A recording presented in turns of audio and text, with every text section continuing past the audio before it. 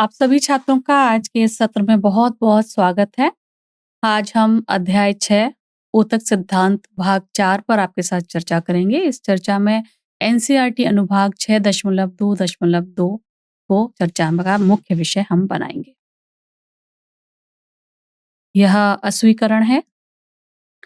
अब सीखने के उद्देश्य देख लेते हैं। तो आज हम प्रमुख रूप से जटिल स्थायी ऊतक को समझेंगे, उसको परिभाषित करेंगे और पादप वृद्धि एवं विकास में इसकी क्या भूमिका है, इसके बारे में जानेंगे।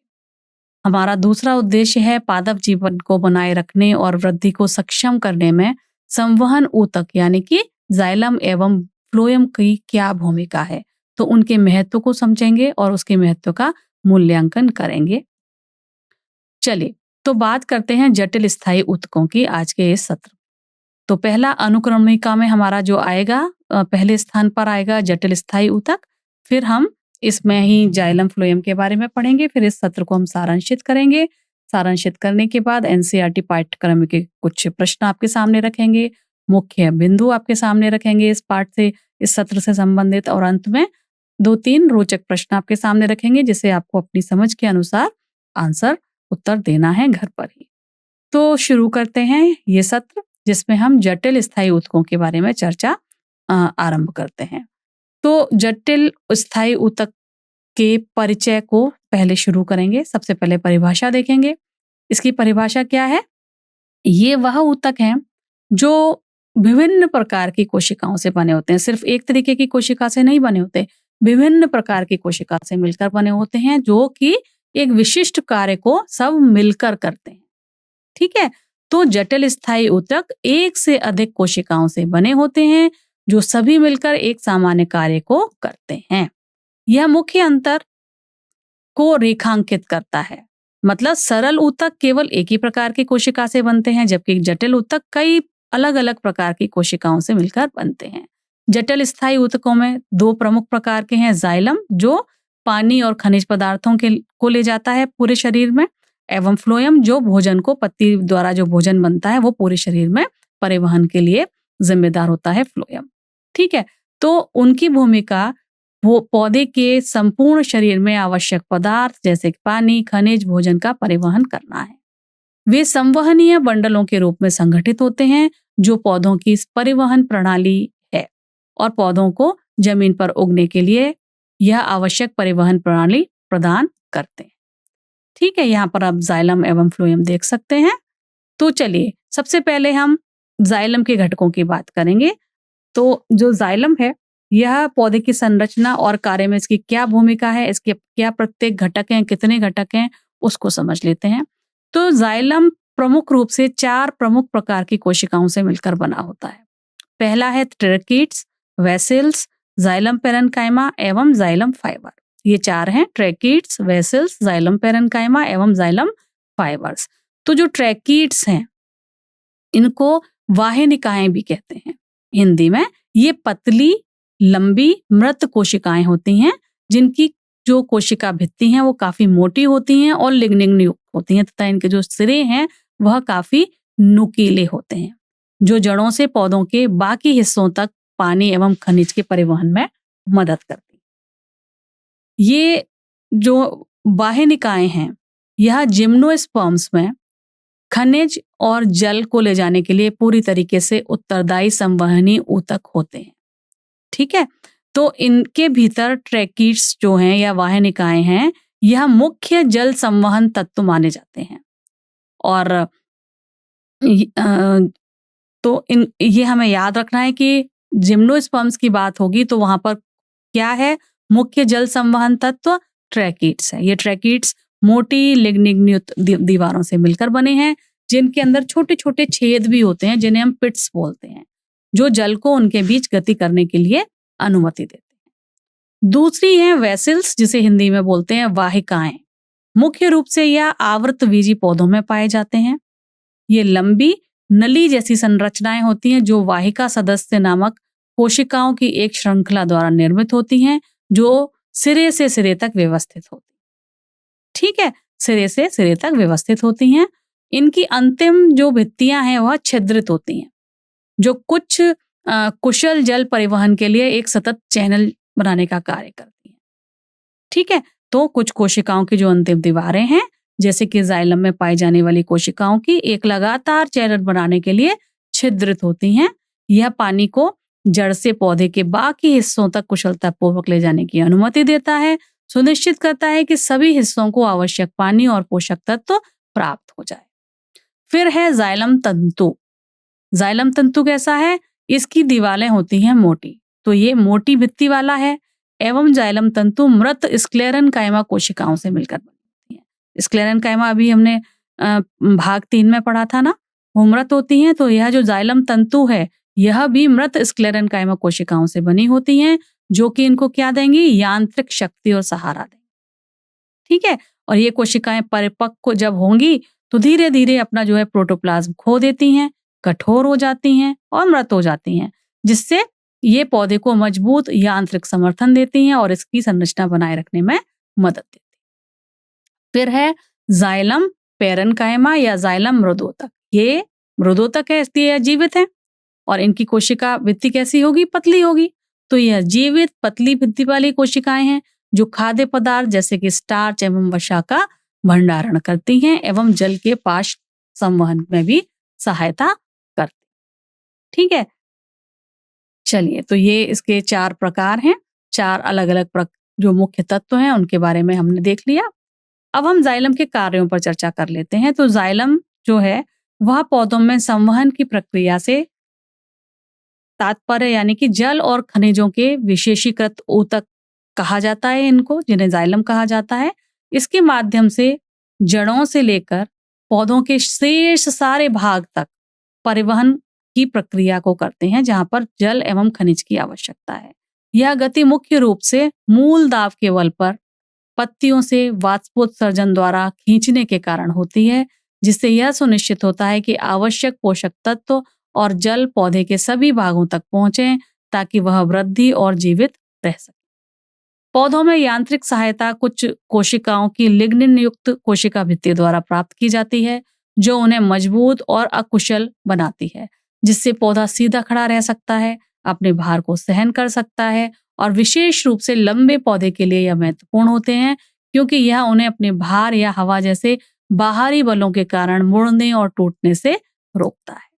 जाइलम पेरेन्काइमा कोशिकाएं पौधों के जाइलम ऊतक में पाई जाने वाली विशेषीकृत कोशिकाएं हैं, जो भोजन एवं पानी को संग्रहित करने में मदद करती हैं।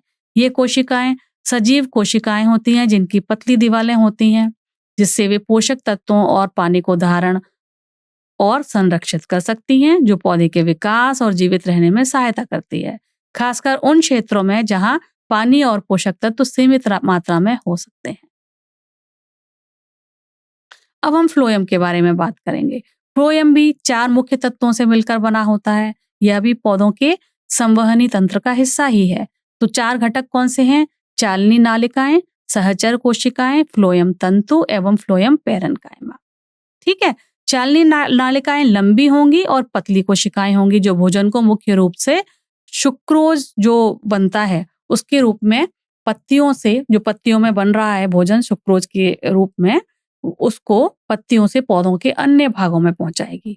सहचर कोशिकाएं पोषक तत्वों के स्थानांतरण में सहायता करती हैं। चालनी नलिकाओं की गतिविधि को नियंत्रित करती हैं, जबकि जो फ्लोएम तंतु हैं वह संरचनात्मक समर्थन प्रदान करते हैं। यहाँ पर भी फ्लोएम पेरेन्काइमा भोजन के भंडारण का कार्य करती है और परिवहन प्रक्रिया में सहायता प्रदान करती है। ये सभी तत्व मिलकर प्रकाश संश्लेषण के उत्पादों को पूरे पौधे में पहुंचाने का कार्य करते हैं। ठीक है, तो पहली जो है वह है चालनी कोशिकाएं। यह कैसी हैं? लंबी हैं, नलिकाकार हैं एवं जीवित कोशिकाएं हैं, जो भोजन के परिवहन के लिए एक सतत मार्ग बनाती हैं और सिरे से सिरे तक व्यवस्थित रहती हैं। ठीक है, पत्तियों से भोजन के अन्य भागों तक जो इनका मुख्य भोजन है शर्करा, उसके परिवहन के लिए यह लगातार एक निरंतर मार्ग बनाएंगी। ये फ्लोएम ऊतक का कुछ हिस्सा होती हैं और पौधे के पोषक तत्वों को कुशलतापूर्वक वितरित करने की क्षमता में महत्वपूर्ण भूमिका निभाती हैं, जो वृद्धि और जीवित रहने के लिए आवश्यक होता है। परिपक्व चालनी नलिकाओं में एक छिद्रिम अंतिम भित्ति होती है। ठीक है, जिसे चालनी पट्टिका कहते हैं। और उनमें केंद्रक नहीं होता, या इनकी विशेषता होती है कि इनमें केंद्रक नहीं होता है। यह जो छलनी पट्टी है, इसमें छोटे-छोटे रंध्र होते हैं जो भोजन सामग्री के आवागमन की अनुमति देते हैं। इन कोशिकाओं में केंद्रक नहीं होता, इसका अर्थ यह हुआ कि अब वे जीवित नहीं रहीं, लेकिन वे फिर भी पत्तियों से पौधों के अन्य भागों तक पोषक तत्वों का परिवहन करती हैं, उसमें सहायता करती हैं। क्योंकि उसकी जो सह कोशिकाएं हैं, जिसे हम जीवित, जो कि बनी होती हैं जीवित मृदोतकीय कोशिकाओं से, है ना, यह इन चालनी कोशिकाओं के बगल में ही पाई जाती हैं, विशेष रूप से एंजियोस्पर्म्स में। तो ये चालनी नलिकाओं के कार्यों को फ्लोएम के माध्यम से भोजन और पोषक तत्वों के परिवहन में सहायता करने में समर्थन प्रदान करते हैं। पौधों की कोशिकाओं की संरचना, विशेष रूप से फ्लोएम ऊतक की, यदि हम समझें तो छलनी नलिका तत्व नामक कोशिकाएं एन्यूक्लिएटेड होती हैं, जिसका अर्थ है उसमें केंद्रक नहीं होता, लेकिन उन पर साथी कोशिकाओं द्वारा नियंत्रण किया जाता है, जिनमें एक काफी बड़ा केंद्रक होता है और सघन जीव द्रव्य होता है। ये साथी कोशिकाएं छलनी नलिका तत्वों के कार्यों जैसे भोजन का परिवहन को नियमित करके और आवश्यक पोषक तत्व प्रदान करके प्रबंधित करते हैं, जो यह दर्शाता है कि पौधों के विभिन्न कोशिकाएं कितनी कुशलतापूर्वक एक साथ काम करती हैं। फ्लोएम पेरेन्काइमा पौधों के फ्लोएम ऊतक में पाई जाने वाली जीवित कोशिकाएं हैं और उसका मुख्य कार्य भोजन और अन्य पदार्थों जैसे राल, लेटेक्स को संग्रहित करना होता है, जिससे पौधे आवश्यक पोषक तत्वों को बनाए रखें और खुद की भी रक्षा करें। अंत में है इनके पास फ्लोएम रेशे, जिसे हम बास्ट फाइबर या बास्ट रेशे भी कहते हैं। यह मृत कोशिकाएं जो स्क्लेरेन्काइमा ऊतक से संबंधित होती हैं। ये पौधों में समर्थक ऊतकों की एक तरीके का प्रकार है। ये फाइबर, फ्लोएम फाइबर, जो हैं पौधों में भोजन के परिवहन के लिए उत्तरदायी हैं। यह पौधों को यांत्रिक शक्ति भी देते हैं, कठोरता भी प्रदान करते हैं, पौधों की संरचना को समर्थन में देने में भी यह मदद करते हैं। ठीक है, ये लंबी, सक्रिय और मोटी दीवार वाले होते हैं, जिससे ये मजबूत और टिकाऊ होते हैं। बास्ट फाइबर वाले पौधों के उदाहरणों में फ्लैक्स, हेम्प, यह उसके उदाहरण हैं, उनमें शामिल है, जिनका उपयोग कई बार वस्त्र बनाने में किया जाता है। अब हम फ्लोएम के कार्य देख लेते हैं।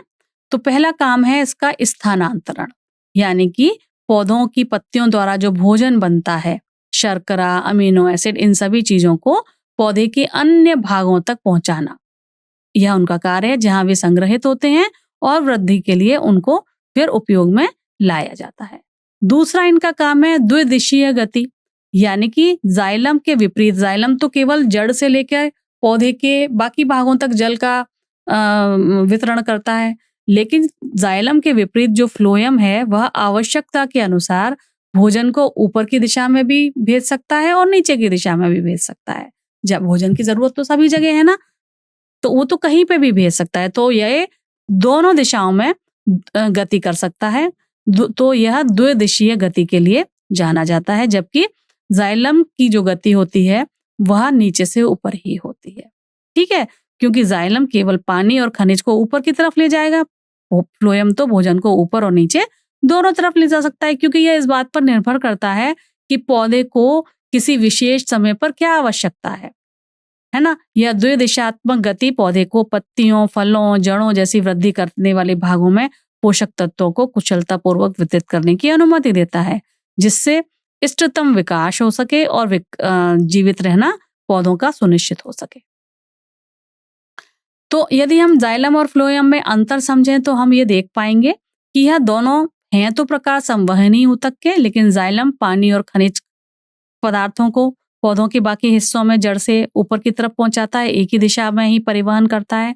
और इसमें ज्यादातर जो कोशिकाएं हैं वह मृत होती हैं जाइलम में, सिवाय पेरेन्काइमा के। दूसरी ओर जो फ्लोएम है वह भोजन को दोनों दिशाओं में, ऊपर और नीचे दोनों दिशाओं में परिवहन करा सकता है। इसमें ज्यादातर जीवित कोशिकाएं होती हैं, जैसे छलनी नलिकाएं और साथी कोशिकाएं।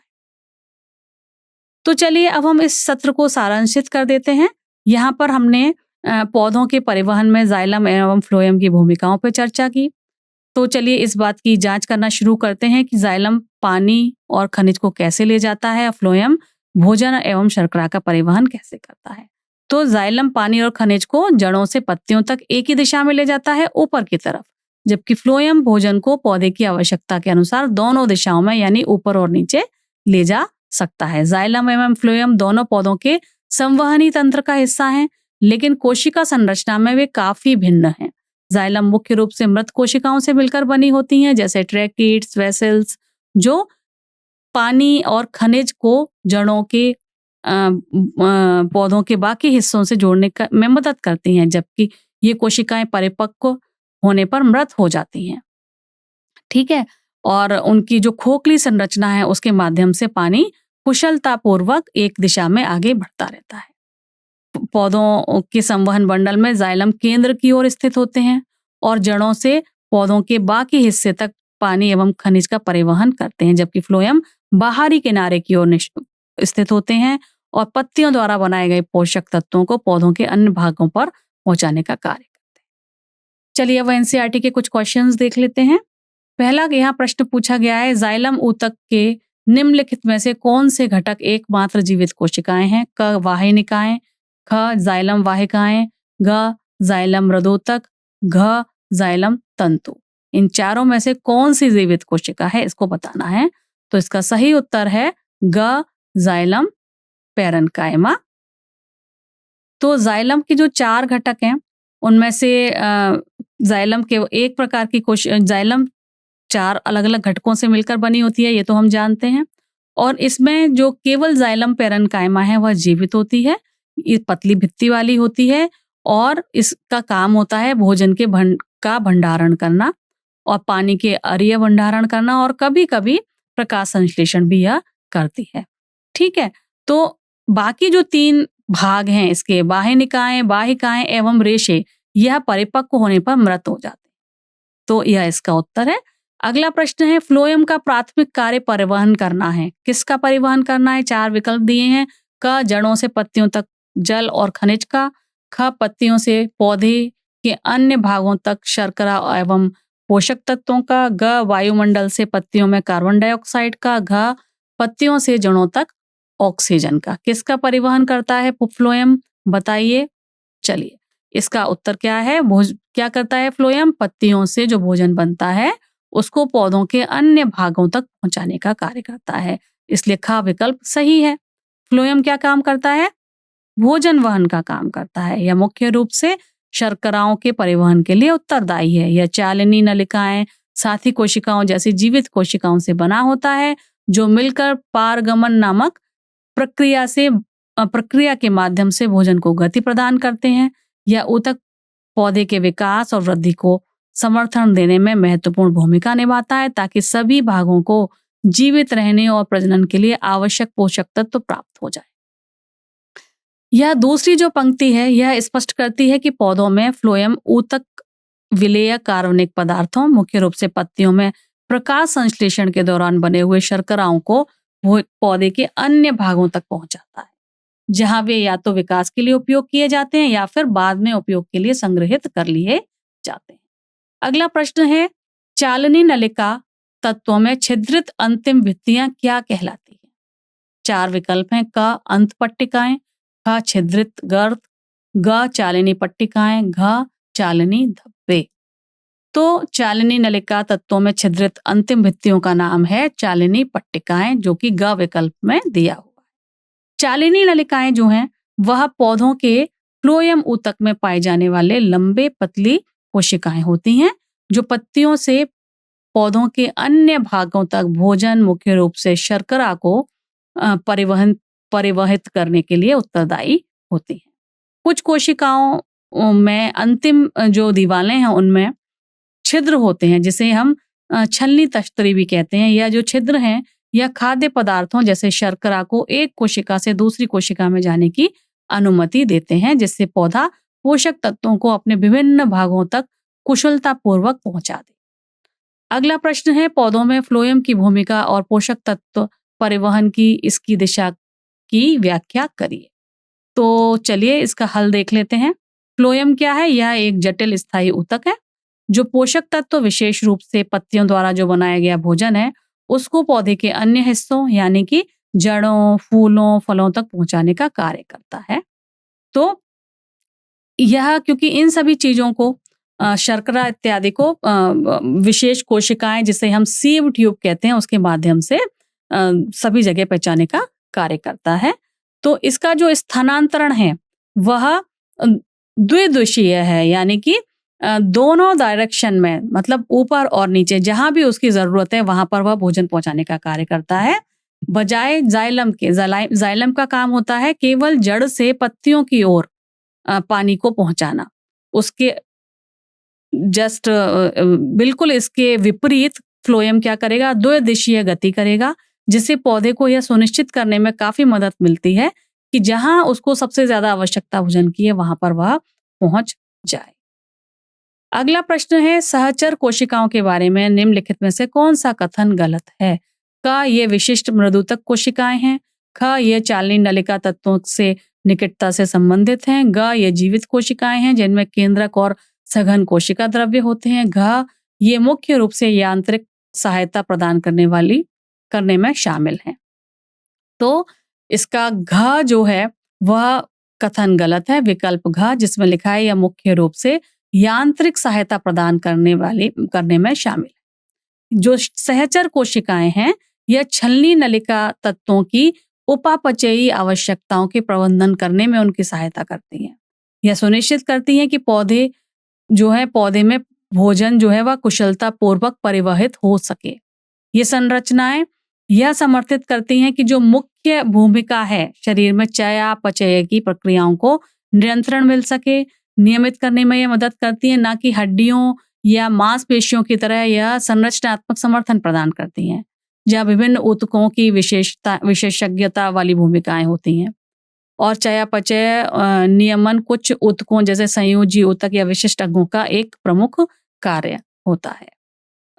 जैसे कि फ्लोएम रेशे जो हैं यह पौधों के में विशेषीकृत कोशिकाएं हैं जो पौधों को यांत्रिक शक्ति और समर्थन प्रदान करती हैं, जिससे पौधा सीधा खड़ा रह सकता है और बाहरी बलों से होने वाले नुकसान का विरोध कर सकता है। तो ये फ्लोएम रेशे हैं जो मुख्य रूप से पोषक तत्वों के परिवहन के लिए जिम्मेदार होते हैं, लेकिन ये फाइबर पौधों की संरचनात्मक निरंतरता में योगदान देते हैं, जिससे वे पौधों की समग्र स्थिरता और वृद्धि के लिए महत्वपूर्ण होते हैं।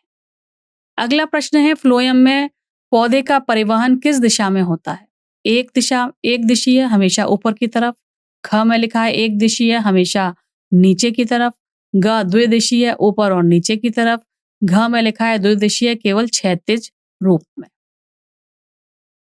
तो इसका सही विकल्प है ग द्विदिशीय ऊपर एवं नीचे की तरफ, क्योंकि जो फ्लोएम है वह पत्तियों से जड़ों और बढ़ते हुए जो क्षेत्र हैं जैसे भंडारण अंगों तक भोजन का परिवहन करता है। ठीक है, पत्तियां क्या हैं? जहां प्रकाश संश्लेषण होता है और प्रकाश संश्लेषण के माध्यम से भोजन बनता है। तो यह भोजन जो बनाया है पत्तियों ने, यह पौधे के अन्य हिस्से जैसे जड़ या जो बढ़ते हुए हिस्से हैं उन सभी जगह पर, जिसे हम सिंक भी कहते हैं, वहां पर वृद्धि करनी होगी, वहां भंडारण के लिए खाने की आवश्यकता होगी, तो वहां पर भोजन पहुंचाना फ्लोएम सुनिश्चित करता है। तो यह द्विदिशीय ऊपर एवं नीचे दोनों ही दिशा में भोजन का परिवहन करता है। जो पौधों की यह जो गति है वो और आपको पता है पौधों की वृद्धि, कई जड़ें भी तो नीचे की तरफ वृद्धि करेंगी, है ना? पौधों की लंबाई ऊपर तरफ करेगी, चौड़ाई में भी वृद्धि होगी, तो सभी तरह दिशाओं में तो वृद्धि हो रही है। तो जहां जहां वृद्धि होगी वहां वहां भोजन की आवश्यकता है। इसीलिए हम ये नहीं कह सकते हैं कि केवल ऊपर की तरफ करता है, यह दोनों ही दिशाओं में ऊपर एवं नीचे जो है भोजन का परिवहन करता है फ्लोएम। अगला प्रश्न है, जाइलम का कौन सा घटक अपनी अत्यधिक लिग्निन युक्त भित्तियों के कारण अधिकतम यांत्रिक शक्ति प्रदान करने के लिए उत्तरदायी है? क वाहिनिकाएं, ख जाइलम वाहिकाएं, ग जाइलम मृदुतक, घ जाइलम तंतु। तो इसका सही उत्तर है विकल्प घ जाइलम तंतु, क्योंकि जाइलम तंतु ही वह कोशिका है जो कि मृत होती है एवं स्क्लेरेन्काइमा कोशिकाओं से मिलकर बनी होती है। ठीक है, इसकी भित्तियां अत्यधिक लिग्नीकृत होती हैं एवं मोटी होती हैं। ये कोशिकाएं पौधों को संरचनात्मक समर्थन देती हैं और जड़ों से पौधे के शेष भाग तक जल एवं खनिज पदार्थों के परिवहन में सहायता देती हैं। उनकी यह जो मृत प्रकृति है, मोटी दीवारें हैं, इन्हीं के कारण ही वे दबने से बच जाती हैं, जिससे पौधे की संरचना को वो समर्थन कुशलता पूर्वक दे पाती हैं। दूसरा, यह जो कथन दिया हुआ है, यह ये कह रहा है कि पौधों में स्क्लेरेनकाइमा जो ऊतक है उसके कार्य को बता रहा है। ये कह रहा है कि स्क्लेरेनकाइमा कोशिकाएं मोटी दीवार वाली होती हैं और जल एवं पोषक तत्वों के परिवहन के लिए उत्तरदायी जाइलम ऊतक को यांत्रिक शक्ति और समर्थन प्रदान करती हैं, साथ ही साथ पूरे पौधे के शरीर को भी, जिससे वह सीधा खड़ा रहता है और बाहरी बलों से होने वाली क्षति का प्रतिरोध भी वह कर पाता है। अगला प्रश्न है, जटिल ऊतक जिसे बास्ट नाम से जाना जाता है, किसका दूसरा नाम है? क जाइलम, ख फ्लोएम, ग कॉर्टेक्स या फिर घ मज्जा। तो बास्ट फाइबर जो बोलते हैं, यह बास्ट नाम है विकल्प ख का फ्लोएम का। फ्लोएम आपको पता है पौधे में पाए जाने वाला एक संवहनीय ऊतक है जो खाद्य पदार्थों, मुख्य रूप से शर्करा को पत्तियों से पौधों के अन्य भागों तक पहुंचाने के लिए जिम्मेदार है और इसको बास्ट नाम से भी जाना जाता है क्योंकि फ्लोएम ऊतक में पाए जाने वाले जो रेशे होते हैं वो काफी मजबूत होते हैं। उनका उपयोग कई बार रस्सियां बनाने के लिए किया जाता है, कपड़े बनाने के लिए किया जाता है, वह अन्य सामग्री बनाने के लिए भी किया जाता है, जो कि पौधे के तने की बास्ट परत में पाए जाने वाले रेशे होते हैं। फ्लोएम फाइबर पौधे की फ्लोएम ऊतक का ही हिस्सा होते हैं। आमतौर पर यह जो बास्ट फाइबर के रूप में जाने जाते हैं, उनकी इस मजबूत एवं लचीलेपन के कारण वह वस्त्र उद्योग में काफी उपयोग में लाए जाते हैं। ये फाइबर अलसी और भांग जैसे पौधों में पाए जाते हैं और ये पौधे के भीतर भोजन के परिवहन में मदद करते हैं और साथ ही साथ उसे संरचनात्मक समर्थन भी देते हैं।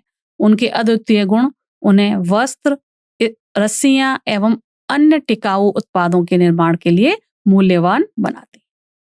अगला प्रश्न है, अधिकांश आवृतबीजी पौधों में परिपक्वता पर चालनी नलिका तत्वों में कमी होती है। 4 विकल्प दिए हैं, क कोशिका भित्ति, ख कोशिका द्रव्य, घ चालनी पट्टिका, घ केंद्रक। तो इसका सही उत्तर है विकल्प घ केंद्रक, क्योंकि पूर्णतः विकसित जो छलनी नलिका है उनकी विशेषता यह होती है कि वह अपना नाभिक जो है वो खो देती हैं ताकि पौधे भर भर के खाद्य पदार्थ जैसे कि शर्करा के परिवहन के लिए अधिक स्थान उनको मिल पाए। नाभिका के नष्ट हो जाने से पोषक तत्वों का अधिक कुशल तरीके से प्रवाह हो पाता है, जो पौधे की वृद्धि और जीवित रहने के लिए आवश्यक होता है। उनकी चयापचय क्रियाएं बजाय इसके आसन्न सहचरी कोशिकाओं द्वारा नियमित की जाती हैं। यह बात कुछ और पौधों की कोशिकाएं जैसे चालनी नलिका तत्वों के बारे में है कि वे अपने चयापचय को नियंत्रित नहीं करते। इसके बजाय वे अपनी चयापचय प्रक्रियाओं के प्रबंधन के लिए आसपास की सहचरी कोशिकाओं पर निर्भर करते हैं। सहचरी कोशिकाएं विशेषज्ञ कोशिकाएं होती हैं जो चालनी नलिका तत्वों का समर्थन, ऊर्जा और पोषक तत्व प्रदान करके करती हैं और वे पौधों के संवहनी प्रणाली के माध्यम से पदार्थों की गति को नियमित करती हैं। यह संबंध पौधे भर में भोजन और पोषक तत्वों के कुशल परिवहन को सुनिश्चित करता है। अगला प्रश्न है, जाइलम एवं फ्लोएम को जटिल स्थायी ऊतक क्यों कहा जाता है? 4 विकल्प हैं, क वे पौधे को विशिष्ट जटिल क्षेत्रों में स्थित होते हैं, ख वे एक से अधिक प्रकार की कोशिकाओं से बने होते हैं जो एक साथ कार्य करती है, ग उनकी कोशिकाएं लगातार विभाजित और अविभाजित होती हैं, घ वे यांत्रिक सहायता और परिवहन दोनों में शामिल होते हैं। तो इसका सही विकल्प है ख, वे एक से अधिक प्रकार की कोशिकाओं से बने होते हैं जो एक साथ कार्य करती हैं, इसीलिए इनको जटिल स्थायी ऊतक कहा जाता है।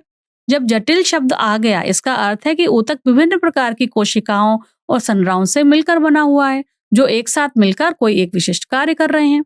जटिल ऊतक जैसे जाइलम एवं फ्लोएम सरल ऊतक जैसे पैरेन्काइमा से अलग होते हैं क्योंकि वे कई अलग अलग प्रकार की कोशिकाओं से मिलकर बने होते हैं। जाइलम में आपको पता है ट्रैकेट्स, वाहिनियां, पैरेन्काइमा, रेशे, ये सब कुछ होते हैं जो पानी और खनिज को ले जाने में मदद करते हैं। इसी प्रकार फ्लोएम में भी छलनी नलिकाएं, साथी कोशिकाएं जैसी कोशिकाएं होती हैं जो भोजन ले जाने में मदद करती हैं। तो चलिए अब हम कुछ मुख्य नोट्स देख लेते हैं जो आज के सत्र में हमने पढ़े। सबसे पहले तो हमने जटिल स्थायी ऊतक यानी कि जाइलम एवं फ्लोएम के बारे में बात की आपसे। जाइलम और फ्लोएम जो हैं दोनों ही संवहन ऊतकों के दो प्रकार हैं। जाइलम मूल रूप से मूल से पत्तियों तक पानी एवं खनिज ले जाता है, जबकि फ्लोएम पत्तियों से पौधों के अन्य भागों तक अपना भोजन शर्करा के रूप में परिवहित करता है। वाहिनिकाएं क्या हैं? यह पतली लंबी मृत कोशिकाएं हैं जिनके सिरे नुकीले होते हैं और भित्तियां मोटी एवं लिग्निन युक्त होती हैं। यह जाइलम की एक प्रकार की जो है कोशिका है, ठीक है, जो पानी एवं खनिजों के परिवहन में मदद करती हैं।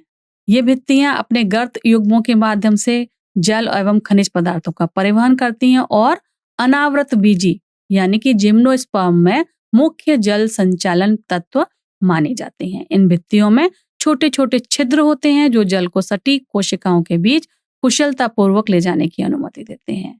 ये जो छोटे छोटे छिद्र हैं यह जड़ों से पौधों के शेष भाग तल जल के निरंतर प्रवाह में मदद करते हैं और जिससे ट्रैकिड्स जिम्नोस्पर्म में मुख्य जल संवहनी तत्व बन जाते हैं। अगले हैं वाहिकाएं। यह मुख्य रूप से आवृत बीजी में पाई जाती हैं, यानी कि एंजियोस्पर्म या फूलदार पौधों में पाई जाने वाली विशेष ट्यूब होती हैं। ये लंबी नली जैसी संरचनाएं हैं, ठीक है। ये जो कोशिकाएं हैं एक दूसरे से जुड़कर लंबे लंबे खोखले चैनल जैसे संरचना बनाती हैं। ये संरचनाएं पौधों में पानी और पोषक तत्वों के प्रवाह को कुशलता पूर्वक संचालित करती हैं और पौधे की जीवित रहने और विकसित होने की क्षमता में महत्वपूर्ण भूमिका निभाती हैं। इनकी अंतिम भित्तियां छिद्रित होती हैं जो कुशल जल परिवहन के लिए एक सतत चैनल भी बनाती है। फिर है जाइलम तंतु। ये जो जाइलम तंतु है ये मोटी भित्ति वाले होते हैं और यह मृत स्क्लेरन कायमा कोशिका से बने होते हैं जो पौधे को यांत्रिक शक्ति भी देता है और सहारा भी प्रदान करता है ताकि पौधा सीधा खड़ा रह सके, किसी भी क्षति का विरोध कर सके। जाइलम मृदोतक जो है वह पतली दीवालों वाली जीवित कोशिकाएं हैं और इनमें स्टार्च एवं वसा जैसे जो भोजन है वह संग्रहित होते हैं। ये जाइलम ऊतक के भीतर पानी की तिरछी गति करने में मदद करती है जिससे पौधे की जल परिवहन प्रणाली का समर्थन होता है। चलिए अब आपके सामने कुछ दिलचस्प प्रश्न रख देते हैं जिसका उत्तर आपको अपनी समझ के अनुसार घर पर ही देना है। पहला प्रश्न है, एक जटिल स्थायी ऊतक के भीतर सभी प्रकार की कोशिकाओं की प्रमुख साझा विशेषता क्या है, बताएं। ठीक है, तो आपको इसके बारे में हमें बताना है। दूसरा प्रश्न आपसे यहाँ पूछा गया है कि जाइलम एवं फ्लोएम को जटिल और स्थायी क्यों कहा जाता है, इसके बारे में भी सोचिए और इसका उत्तर आप अपनी समझ के अनुसार अपने घर पर ही लिखें, समझें। तो यह था आज का सत्र। आपके ध्यान के लिए बहुत बहुत धन्यवाद। मुझे आशा है यह पाठ आपके लिए उपयोगी रहा होगा। अगले सत्र में कुछ और उपयोगी पॉइंट्स के साथ आपके साथ फिर से मुलाकात होती है। तब तक के लिए अपना बहुत ध्यान रखें। आपका बहुत बहुत नमस्कार।